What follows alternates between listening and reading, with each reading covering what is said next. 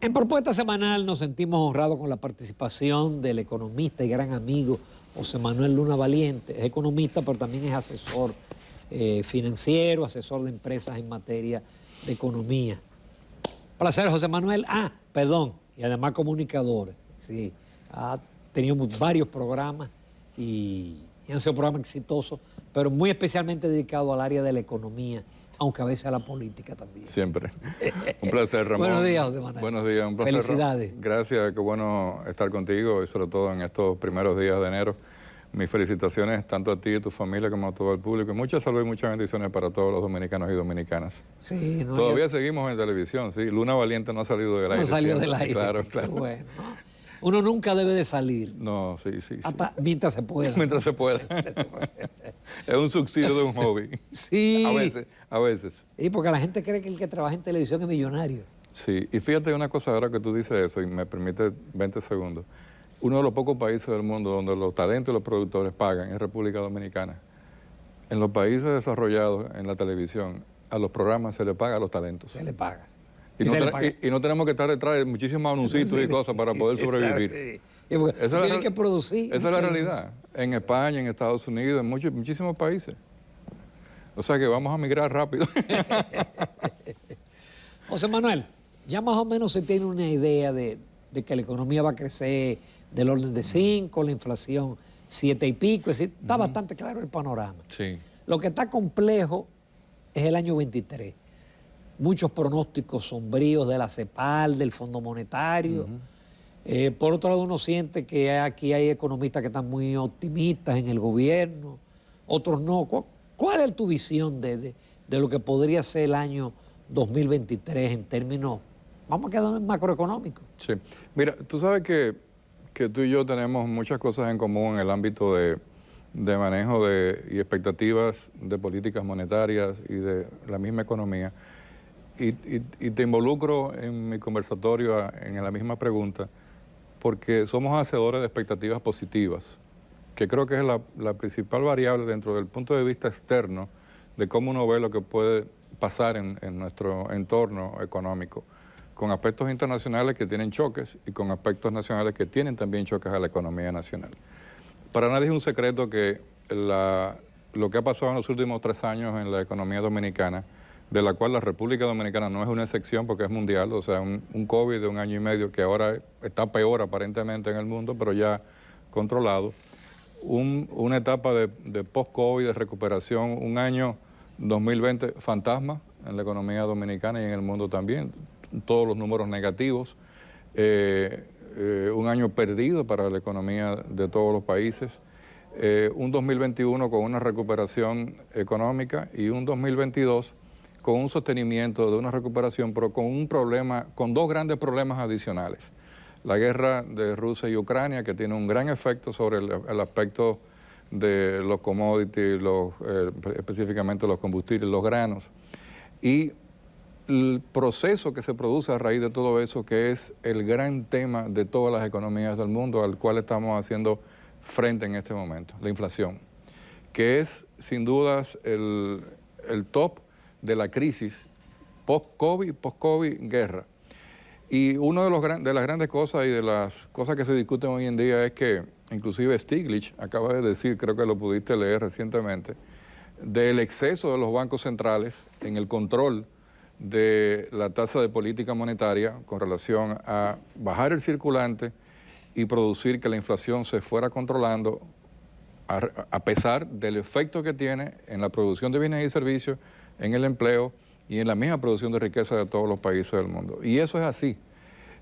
Sin embargo, es la única receta para los países y sobre todo para República Dominicana es un poquito más cuesta arriba, porque tú y yo hemos visto pasar 20 años con el tema fiscal, con el tema de la presión tributaria y realmente no hemos avanzado.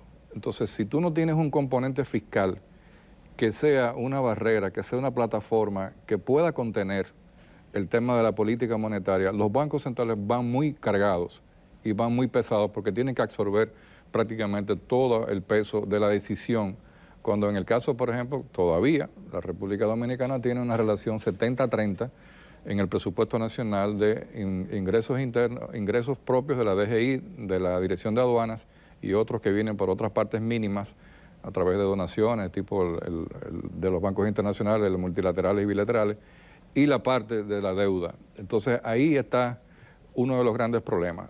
La República Dominicana ha tenido la gran suerte de ser muy, tiene una diversidad tan grande de agentes económicos, de sectores económicos, que nos permite a nosotros tener una posición en este momento de crecimiento de cara a un 2023 que va a tener componentes muy difíciles. El control de la inflación, el crecimiento, la inversión, tanto privada como pública. Tú bien sabes y conoces todos los trabajos del mismo Banco Central. Don Héctor Valdés ha dicho muchísimas veces que el 85% del Producto Interno Bruto es responsabilidad del sector privado. Pero tampoco para nadie es un secreto que durante los últimos 2 años, por el mismo tema de la misma pandemia y los mismos problemas de la misma economía, nos hemos endeudado más, pero también no hemos avanzado en inversión pública. Al contrario, nos hemos retirado hacia atrás. No se ejecuta. No se ejecuta. Entonces, teniendo una mínima inversión pública, cuando la CEPAL de hace muchísimos años ha recomendado que un país para poder desarrollarse a nivel de infraestructura debería tener por lo menos 5 años consecutivos del 6.4% de su Producto Interno Bruto dedicado a infraestructura.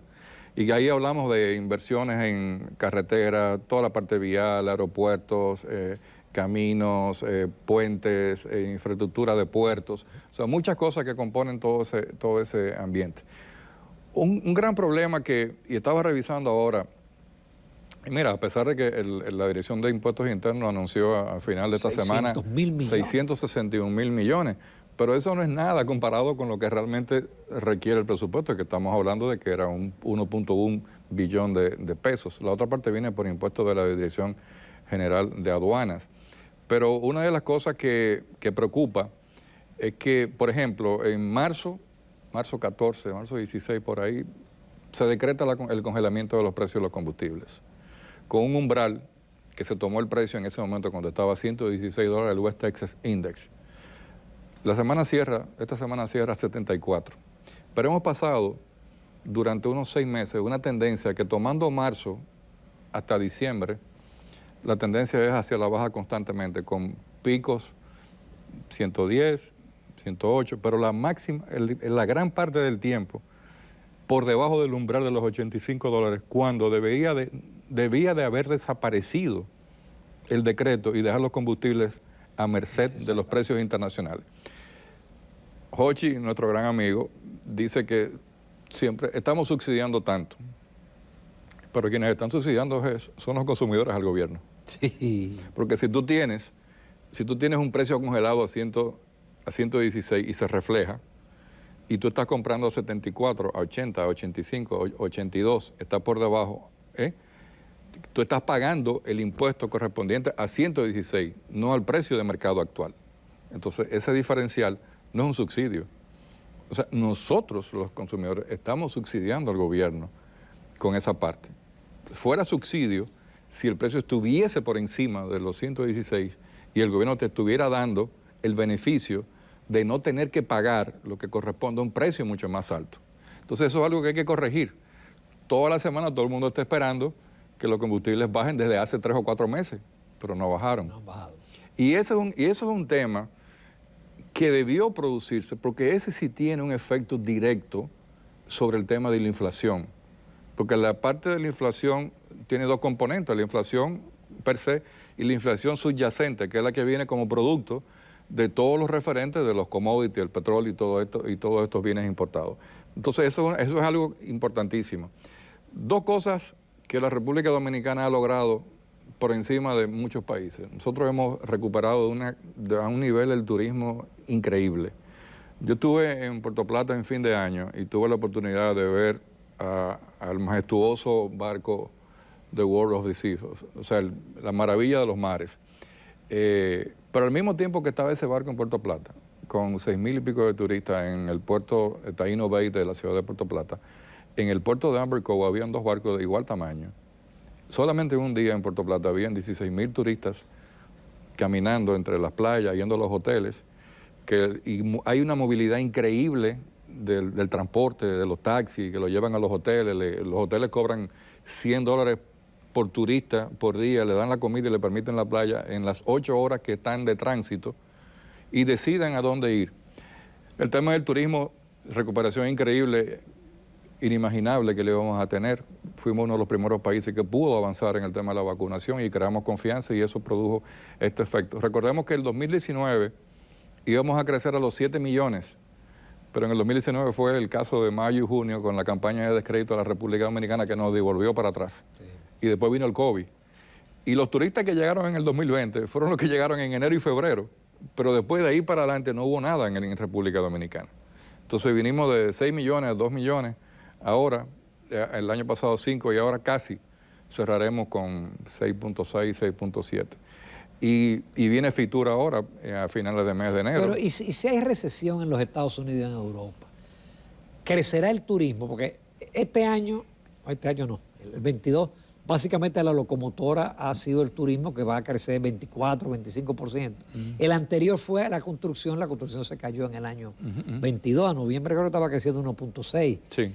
Entonces, ¿cuál va a ser la locomotora? Es decir, ¿seguiremos creciendo en turismo en un mundo con la economía ralentizada? El turismo no va a responder en la misma forma como antes, porque inclusive España, que es líder del mundo, todavía está previendo volver a su punto de normalidad dentro de 3 o 4 años. Ahora, estamos hablando de un país que en el 2019 recibió 80 millones de turistas y bajó a 34. Y todavía en el 2022 no había llegado a 50 millones de turistas. O sea que ese gap, ahora, cuando la gente salió del COVID, salió desesperada buscando turismo. O sea, yo te lo digo porque yo lo estoy mirando. Yo lo he visto en Punta Cana, yo lo he visto en Puerto Plata, y yo digo, bueno, pero ¿y cómo la gente está viajando tanto? Con la misma pregunta tuya. Entonces la gente se las está ingeniando. La República Dominicana tiene que reorientar a países, por ejemplo. Tenemos el problema de que China abrió a la mala, se cansó de estar cerrado, y hay un problema grande de COVID en China, pero van a seguir abiertos. Entonces nuestros mercados que estuvieron ralentizados en un momento, el tema de los rusos que también están viniendo más a República Dominicana. Las remesas, por ejemplo, rompimos récord el año 2021, el 2022 llegamos casi a 10.000 millones. Pero caemos como 500 y pico de millones menos que el año pasado. Sí, pero comparado con el 19, claro, son 1.000 millones más. Entonces, la diáspora dominicana ha respondido, y recuerda que las remesas formales que anuncia el Banco Central yo diría que es una tercera parte de las remesas reales que entran a República Dominicana, porque la parte informal, el dominicano que viene con los $1.000 en el bolsillo, con los $500 en el bolsillo, con los bienes que trae de regalo, también esos son remesas y es un mercado de exportación. Entonces, el otro aspecto, hay dos aspectos, hay un aspecto muy importante que tú mencionaste y dijiste 1.6 y lo pasaste muy rápido sobre el tema de construcción. Es muy preocupante, porque un país que estuvo creciendo y llegó a crecer hasta 20, 25, hasta 30% en el sector construcción, y el sector construcción no puede crecer. O sea, la República Dominicana no se va a seguir recuperando con 1.6 ni hasta con un 5 de construcción, porque el sector construcción, y tú que eres ingeniero y que has trabajado proyectos, sabes el impacto que tiene en el empleo, el impacto de valor agregado en los bienes y servicios que compra, el cemento, la varilla, todo lo que involucra, todas las cosas, los componentes de compra, que reactiva una industria, que mueve, al igual que el turismo, otras industrias de valor agregado y produce otra locomotora. Entonces, ese es un gran reto de buscar, tanto en el sector privado como en el sector público, un impacto mayor. Pero ¿qué pasa?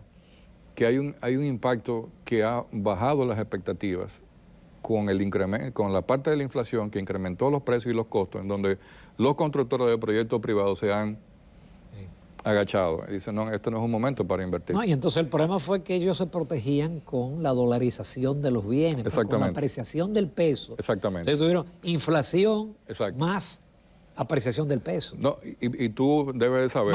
Más la tasa de interés. Más la tasa de interés. Que el efecto no es tan grande como se pinta por el impacto de la tasa de política monetaria, pero tú debes saber de que muchos constructores que vendieron en planos o en construcción decidieron devolver el dinero a los propietarios. Decirle, mira, yo te devuelvo tu dinero. Dice, no, pero yo no, que no me interesa. Porque saben que iban a perder en la operación. Entonces, y alguna gente está construyendo y no está vendiendo en plano. Exacto. Los que tienen un poquito más de experiencia de capacidad. De capacidad de aguante. Porque el negocio era antes, tú vendes en plano. Exacto. Y dolarizado, tú te protegías de la inflación. Tú vendías en plano, si eras constructor con experiencia, construías rápidamente, terminabas y ganabas. Ahora vender en plano es una gran osadía y un gran reto. Pero uno de los elementos, quizás el elemento más importante, que es quizás el colofón de todo el ambiente económico, es que es un año preelectoral. Entonces, el gobierno tiene grandes retos en el ámbito fiscal, en el ámbito monetario, en el ámbito social, en el ámbito de poder cumplir con una serie de expectativas. Fíjate que este año, diciembre, el circulante, y yo creo que las cifras del Banco Central no van a cerrar, yo no creo que pasaremos de 5.1 de crecimiento final, porque el gobierno no lanzó dinero a la calle. O sea, los famosos aquellos bonos, o sea, eso no circuló. Lo que circuló fue un bono de 1.500 pesos que realmente no satisface prácticamente nada y que en donde se ve que el gobierno tenía en ese momento, y quizás, increíble, teniendo recursos disponibles para poder invertir a nivel social, como es el caso de atender toda una serie de demandas que vienen produciendo una serie de efectos en el ámbito de que habíamos recuperado tanto en pobreza y extrema pobreza, perdimos ese gap que conseguimos con el tema de la pandemia, la inflación nos devuelve para atrás, pero los temas de presupuesto familiar se quedan retrasados con relación a sus ingresos. Entonces, ese es un gran reto. El tema de la deuda, que está siendo traído otra vez por los moños, como digo yo, y perdón la expresión, nosotros hemos manejado muchos temas de este tipo en campañas electorales. Y hay que recordar que el tema de la deuda se acrecienta por el mismo tema COVID y también por la falta de una economía que tenía que buscar la forma de prender los motores. Pero hay que recordar también que el tema de la deuda no es simplemente ver el stop o la relación PIB-deuda, sino hay que ver cuál es el componente de la deuda en su perfil de deuda, en el servicio de la deuda y en el pago de los intereses. Exacto. Ese es el servicio. El perfil, qué tipo de deuda, con qué institución, si son bonos, si es multilateral, bilateral, y cómo tú la... ya la mayoría es bono. Ya la mayoría es bono. Entonces, el gobierno tiene muchos desafíos y muchos retos, y el país también. Entonces, tenemos otros problemas que están colaterales, pero que son parte ya del ambiente económico. O sea, tú no puedes ver el desarrollo de nuestra economía sin pensar qué va a pasar con Haití, cuál es el impacto de Haití, cómo o sea, si va a seguir siendo la gran influencia sobre nuestra demanda de bienes y servicios, de economía, sobre todo de la población haitiana y de otros inmigrantes. El tema climático es un tema ya importante que, recuérdate que una vez inclusive llegamos a poner en el presupuesto nacional unas partidas para desastres naturales. Una vez el BIC donó unos fondos de 150 millones de dólares. Yo no sé nunca cómo se utilizaron, si en qué pasó, pero ya el tema climático es un tema real de presupuesto nacional. Entonces, la desigualdad que existe hoy en día con relación a devolvernos hacia atrás por una serie de efectos. Y que conste, yo creo que cuando uno está de diferentes aspectos, desde el punto de vista político, de posición, a quién tú ves, con quién tú simpatizas, yo creo que ningún gobierno ha tenido la suerte o la mala suerte de tener pandemia, post-COVID, guerra, inflación en 3 años, en donde tú estás manejando. O sea, una cosa es tú venir, por ejemplo, de un mal gobierno y recuperar una economía. Pero otra cosa es tú vivir con el problema dentro de ti y que te caiga otro y otro. Bueno, por ejemplo, tenemos el caso del energético. Energético. Es decir, el gas natural se ha disparado. Se está planteando ya que vamos a generar con gasoil. Lo cual es una locura. O sea, y es una involución enorme. Pero ya tú dices, por ejemplo, como veía en algunos reportajes, y en los números que uno puede manejar también, que dice, bueno, las no renovables ya tienen más capacidad que las renovables. Entonces dice, bueno, ¿y entonces? ¿Para qué han servido las no renovables si deberíamos tener unos costos, en el caso de eólica, solar, el mismo gas natural?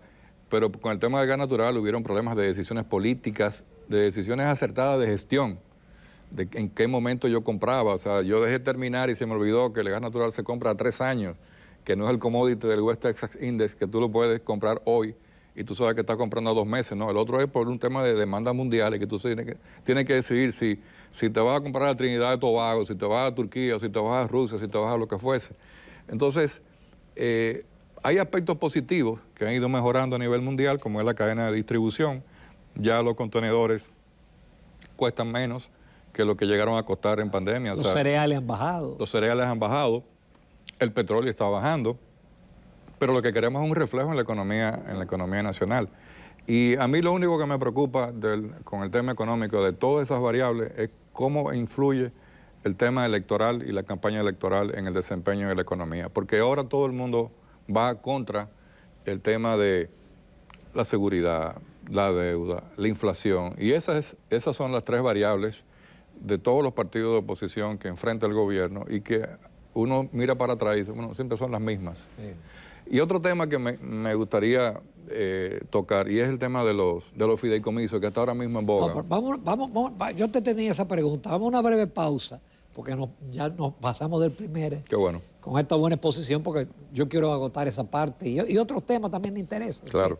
No se pierdan la segunda parte de la entrevista con el licenciado José Manuel Luna Valiente, quien es economista y asesor financiero. Continuamos esta entrevista comenzando el año, señores, pasando revista a lo que es más importante. Digo, hay cosas importantes como la salud, pero la economía, su bolsillo, su capacidad de compra, eso es lo más importante que tiene y por eso pesa tanto, como tú señalas, en el aspecto político. Claro. Los gobiernos se erosionan por la inflación, independiente de que sea culpa o no de ellos. Pero vamos a un tema que ha estado caliente en esta semana, que es el tema del fideicomiso público.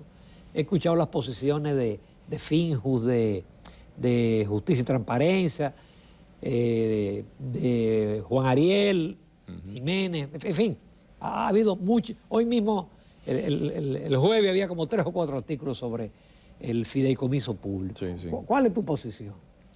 Bueno, mira, tú sabes que siempre cuando hay temas así, uno se encuentra con muchos expertos nuevos. Entonces, está buena esa. Entonces, ahora todo el mundo es experto en fideicomiso y todo el mundo sube un YouTube opinando sobre el fideicomiso y sobre estar en contra del fideicomiso público y decir que eso es el robo del Estado, que eso son los bienes privados, que eso es lo otro.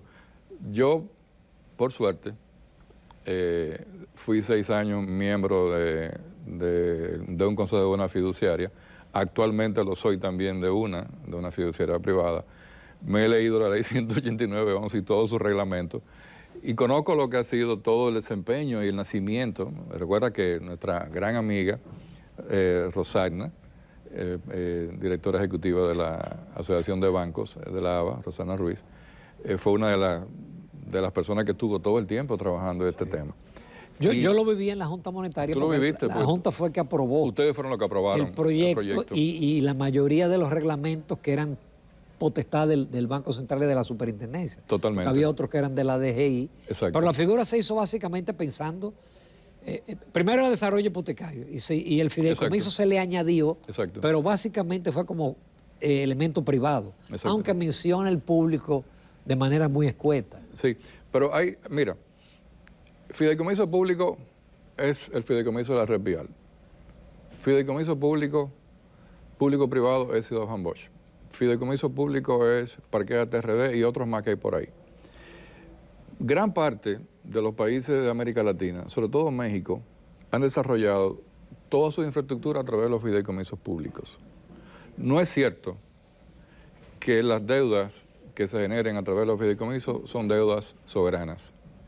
Las deudas que se generan a través de los fideicomisos, en el caso público, y pongo el ejemplo de la red vial, está fundamentada en una capacidad de pago que tiene ese proyecto con relación a los endeudamientos que toma. No es cierto tampoco... Pero perdón, José Manuel, pero es que lo que se paga de peaje y lo que se recauda de peaje no cubre la amortización de... No cubre la amortización, pero las fiducias, los fideicomisos, se capitalizan con colocación de bonos del mismo fideicomiso y tienen que ir integrando. Fíjate, recuérdate que hace inclusive 3 años, un poquito más, se propuso el incremento del peaje al doble. Y, by the way, o sea, de doble vía, como pasa en todos los países. Pero por una decisión populista, en el momento dice, bueno, no. Pero es buscando el punto de equilibrio también, en el largo plazo, de ese fideicomiso, de su misma capacidad de pago. Lo que se ha querido decir es que los fideicomisos van a estar mal manejados, van a tener concesiones de grado a grado, lo cual no es cierto, porque sí van a estar regidos también por la misma ley de compra, que inclusive recuerda que los 2 proyectos que se sometieron al Congreso fueron la ley de fideicomiso público y la nueva ley de compra y contrataciones. Yo lo que pienso es que debió aprobarse la nueva ley de compras y contrataciones, que ha dado muchísimos problemas, no a este gobierno, a todos los gobiernos. Recordemos todos los problemas que han habido con el tema y las discusiones famosas que hubieron en el pasado entre el ex ministro de Obras Públicas, que fue candidato, bueno, Gonzalo Castillo, con la directora de compra y contrataciones, que se vivían peleando por el tema de la capacidad que tenía el mismo proceso de agilizarlo, el mismo esquema de ese proceso. Entonces, el fideicomiso, que es una de las estructuras, conjuntamente con Alianza Pública-Privada y las concesiones, que han sido las 3 figuras que han utilizado todos los políticos en los últimos años para decir, bueno, si yo no tengo la capacidad fiscal para producir recursos que me den mayor capacidad de inversión, yo voy a recurrir a los 3 esquemas, a 1, a 2 o a 3. Bueno, vinieron los 3 esquemas, no en este gobierno, lo hicimos y trabajamos, hasta tú y yo trabajamos en eso, y vimos los mismos proyectos. Entonces, concesiones ha quedado por ahí, porque ahí se ve que ahí sí puede haber algo que no está acorde con lo que es la soberanía nacional. Porque al final, yo creo que es como el tema minero, ¿ves? O sea, tú discutes y discutes, no, que ahora que la concesión esta que estamos discutiendo de Gold Quest, entonces el mito otra vez minero, que si no, que no explotemos, entonces viene el tema de la alianza público-privada, bueno, entonces ¿cómo vamos ahora viene el tema del fideicomiso, entonces nunca va a haber una estructura en los 3 esquemas que han utilizado los mismos países de América Latina para poder desarrollar.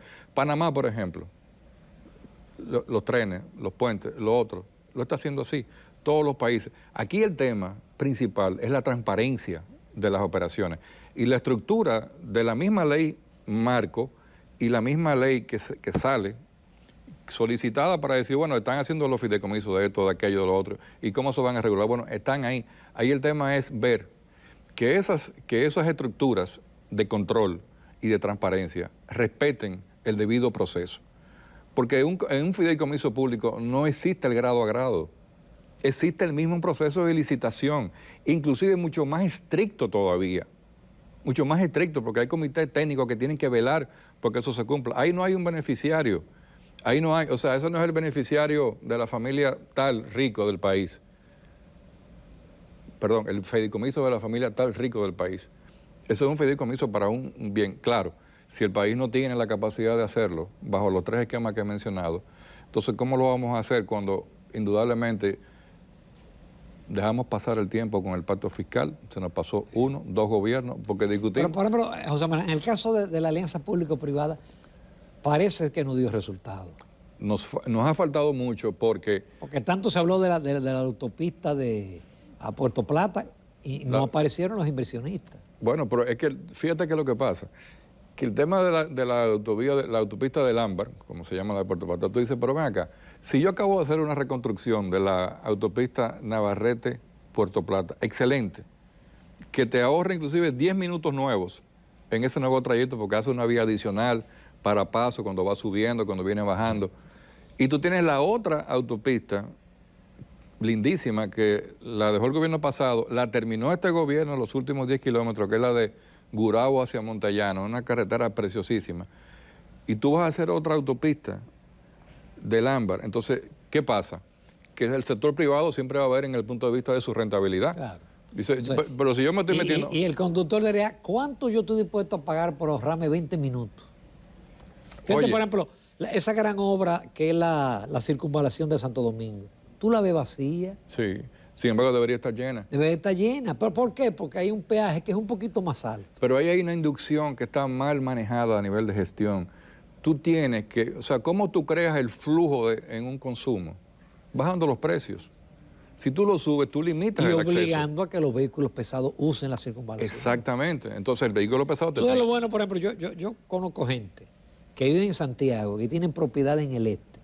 Tú del kilómetro 22 montaste y caes en la autopista, en la autopista del este, de una vez.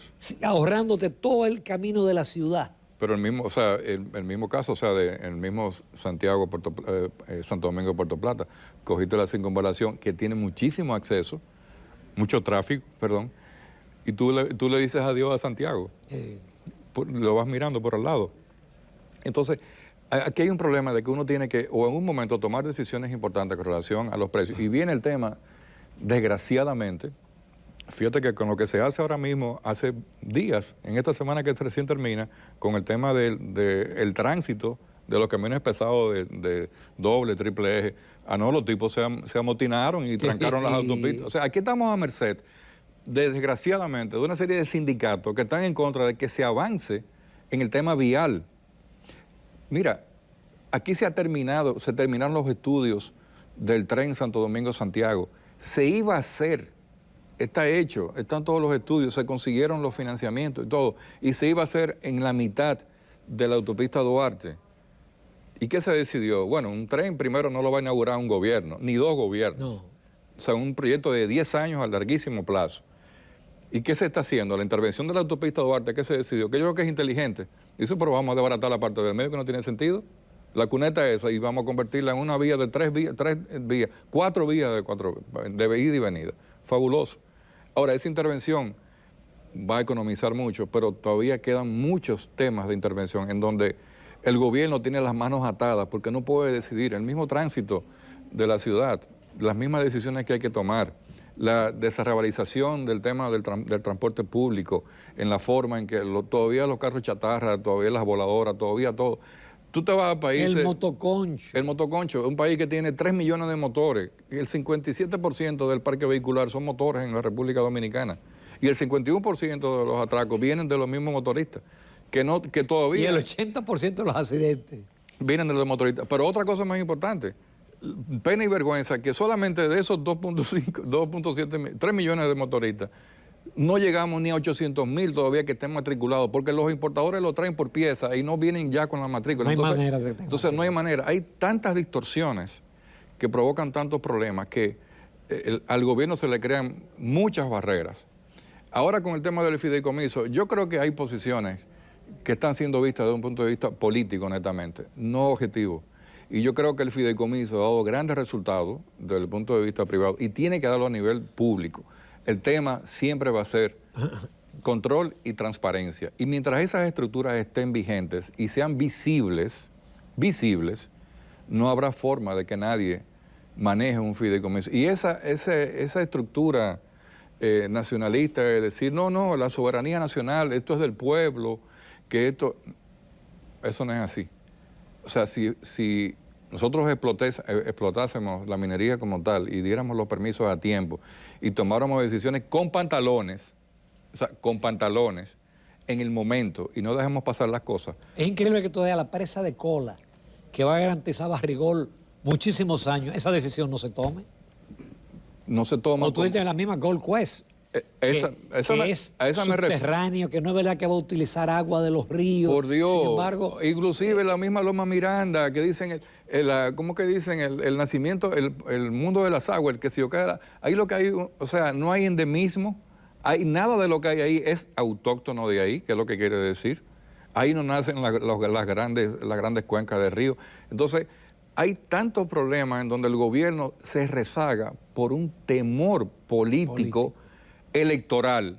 Y fíjate que ahí viene un tema en donde uno pensaría, bueno, las grandes decisiones... Hay que tomarlas los 2 primeros años. Exactamente. Entonces, las grandes decisiones que se reflejan en beneficio para un país, en este año no se van a tomar. No, No se definitivamente. van a tomar. Entonces, tú tienes a Goldquest que hace como 4 o 5 años, los estudios técnicos de factibilidad y ambiental están publicados en su página web y tú lo puedes accesar. Y tú tienes... Y lo que es simplemente darle el permiso para que haga el estudio ambiental y Exacto. demostrar que eso es factible. Exacto. Pero no se hace. Tú tienes países como Canadá que permiten que se exploten la madera. Tú tienes el caso de Chile, líder mundial de producción de cobre, con una mina abierta que parece un monstruo, y sin embargo son países que se desarrollan, que tienen una estructura. Tú tienes el caso de Costa Rica, que explota sus recursos naturales, pero es líder en el mundo en temas climáticos, en temas ambientales. Entonces, por eso yo decía que el tema climático es un tema vital y tú tienes que ir combinando. Ahora, que hay una estructura mental de retroceso y de no hacer nada y evitar que se hagan cosas, de que los gobiernos tienen el poco nivel de enfrentar, que dicen, vamos a esperar porque este es un año electoral y si yo enfrento a los sindicalistas, esos son unos votos que tengo que garantizar. Y si yo enfrento al colegio médico, que es otra cosa, es un tema. Y si yo enfrento a los profesores, también es otra cosa. Entonces vivimos atados a una burocracia, a una pseudo burocracia de una serie de entidades que lo que hacen es dañar. Fíjate el problema que hay con el tema de la salud. O sea, el colegio médico en pleito con todas las ARS y las ARS en pleito con los consumidores. O sea, no, usted no tiene derecho. Se fueron todos los médicos a una marcha para que eliminen las ARS, para que eliminen todo aquello. Fantástico. ¿Y qué vamos a hacer? ¿Quiénes nos van a dar los servicios? Pero sin embargo, todos esos grandes médicos, a los cuales respeto mucho y tengo muchísimos amigos, son los que dan servicios sin comprobante fiscal. Y tú y yo, profesionales independientes, tú tienes que pagar este canal y este horario, y tú tienes que hacer una factura, y tú tienes que agregar el ITEVI, y cuando te la mandan a ti, tú tienes un ITEVI, tú tienes que hacerlo también con los otros para tú poder recompensar tu ITEVI. Entonces, ¿por qué yo tengo que estar subsidiando a los demás de arriba que ganan muchísimo y a los de abajo? A los de abajo sí tengo que subsidiarlos, pero a los de arriba yo no tengo derecho a subsidiarlos. Qué pena no tener más tiempo, pero qué conversación más fructífera. Creo que te voy a tener que convocar muy pronto para el tema. Tú sabes que tú cuentas conmigo. Porque se nos quedaron muchísimos temas de actualidad económica. Muchísimas gracias, Luna Valiente. Gracias a ti, Ramón. Nos vamos a comercial, amables televidentes. Continuamos en Propuesta Semanal.